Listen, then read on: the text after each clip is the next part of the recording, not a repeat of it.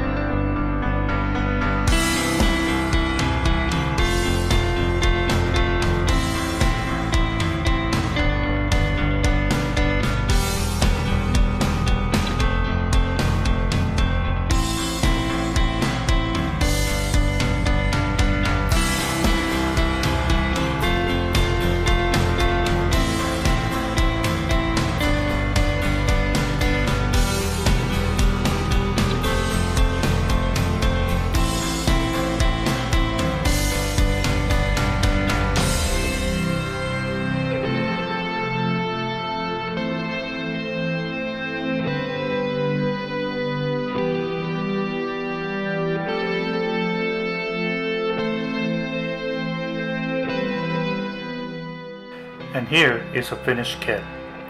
The kit was a little disappointing due to lack of inner frame details. However, there are enough surface details to make most people happy. The kit is solid and it poses well. The backpack is a little heavy, but it can still stand on its own. Overall, it was an enjoyable build and I recommend this kit.